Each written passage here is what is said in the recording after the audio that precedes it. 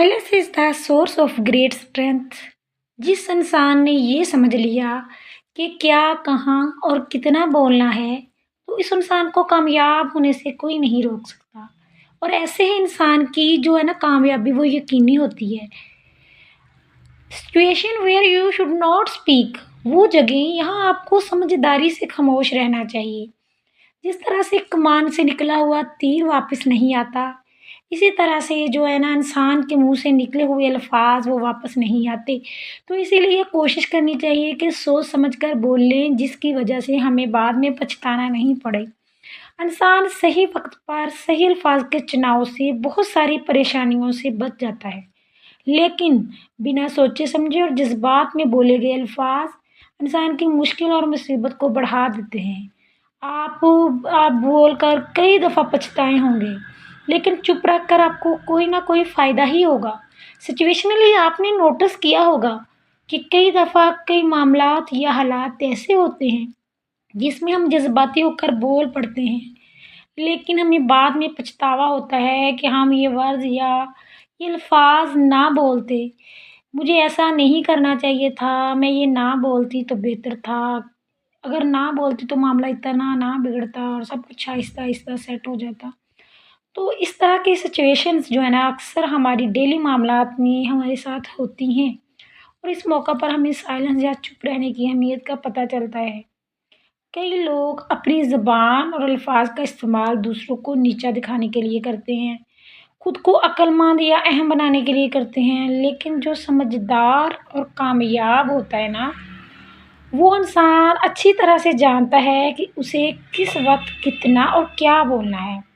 बहुत सारे लोग हमारे सराउंडिंग में ऐसे होते हैं, हमारी सोसाइटीज़ में ऐसे होते हैं, हमारे नेबरहुड में या हमारे फ्रेंड सर्कल्स में ऐसे होते हैं, जिन्हें ये नहीं पता होता कि किस वक़्त कहाँ और क्या बोलना है और कब चुप रहना है। मतलब कि वो सिचुएशंस को बिल्कुल नहीं देखते, बस बोलते हैं तो बोलते ही चले जाते हैं। बाज़ दफ़ा ऐसे अल्फाज मुँह से निकल जाते हैं जो दूसरों को नहीं बताने चाहिए। कुछ ऐसी बातें होती हैं जो इंसान ना चाहकर भी बोल जाता है, और बाद में हमें पछताना पड़ता है कि काश वो वाले अल्फाज हम ना इस्तेमाल करते।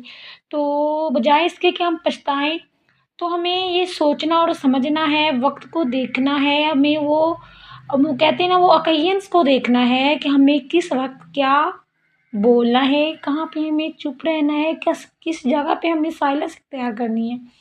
आपने सारा दिन, ये नहीं कि आप सारा दिन बोले ही ना, चुप रहें, बल्कि इसका मतलब ये है कि आप बिला वजह जो है ना अनइम्पोर्टेंट अल्फाज का इस्तेमाल नहीं करना।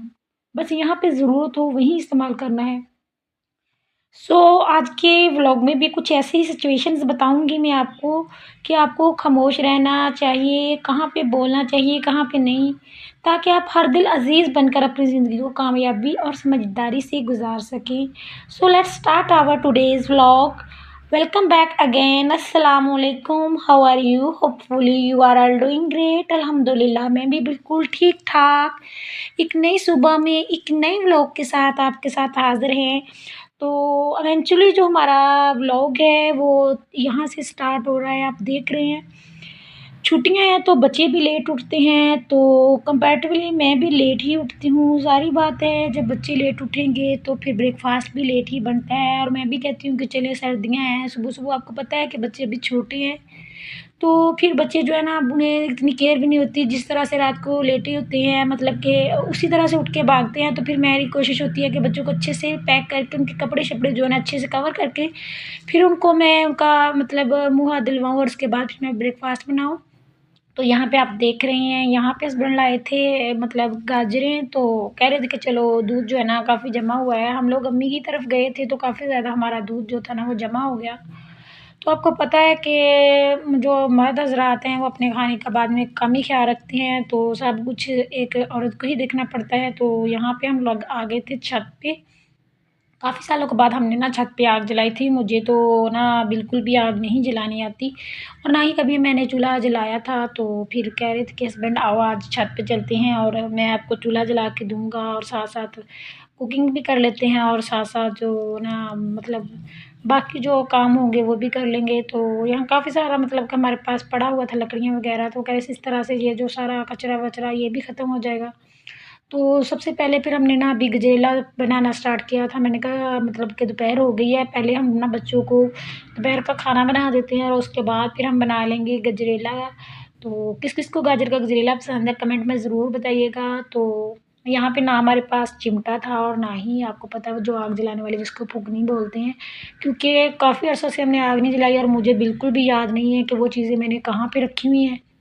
तो यहाँ पे भी बस ऐसे ही काम चला रहे थे, तो कह रहे थे कि चिकन वाले चावल बनाते हैं, देखें आपको हमें बिल्कुल भी आग नहीं जलानी आती है। और यहाँ पे मैंने हस्बैंड से कहा था जला दे, लेकिन आग पे बनी हुई चीज़ें जो ना बड़ी मज़े की होती हैं। तो चलते हैं अपने नेक्स्ट टॉपिक की तरफ। तो जी मतलब बहुत सारे लोगों की ये आदत होती है कि वो ना जज़्बात में आकर खुशी में बहुत सारे ऐसे वादे कर लेते हैं कि मतलब कि अगर किसी का बच्चा है, जैसे कोई बच्चा रिज़ल्ट में मतलब कि उसने एनुअल में फर्स्ट पोजीशन लिया, तो वो कहना है कि मैं आपको ये इनाम के तौर पर दूँगा, लेकिन तब का वादा कर लिया, लेकिन उसको इनाम बाद में कुछ भी नहीं दिया। तो इस तरह से आपको पता है कि एतमाद जो है ना टूट जाता है। बहुत सारे लोग हैं जो खुशी में जो है ना प्रॉमिस कर लेते हैं, लेकिन बाद में वो पूरा नहीं करने पाते, या तो फिर उनको बजट में कुछ ऐसी सिचुएशन होती हैं कि बजट में इतना मतलब होता नहीं है कि जिससे वो पूरा कर लें। लेकिन इससे पता है ना आपको कि इस तरह से जो है ना हमारा एतमाद जो है वो टूट जाता है और फिर हमें दूसरों के सामने शर्मसार होना पड़ता है। बहुत सारे लोग मोस्टली लोग ऐसे हैं जो वादा कर लेते हैं लेकिन बाद में पूरा नहीं कर पाते। तो इसीलिए कहते हैं ना कि मौका खुशी में बोले गए अल्फाज को भी सोच समझ कर ही बोलना चाहिए। बंदे को सबसे पहले ये देखना चाहिए कि मैं ऐसा वादा करूँ जो मैं पूरा कर सकता हूँ, ऐसा ना कहूँ जो बाद में मुझसे हो ही ना। तो प्रॉमिस आपको पता है कि वादे की बहुत ज़्यादा अहमियत है, लेकिन आजकल लोग इस बात को बस लाइटली ले लेते हैं और समझते नहीं हैं कि जो है ना इंसान को वो बात कहनी चाहिए, वो अल्फ़ाज़ का इस्तेमाल करना चाहिए जिस पे बंदा पूरा उतर सके। ऐसा ना हो कि हमें दूसरों के सामने शर्मसार होना पड़े और एतमाद भी हमारा जाता रहे।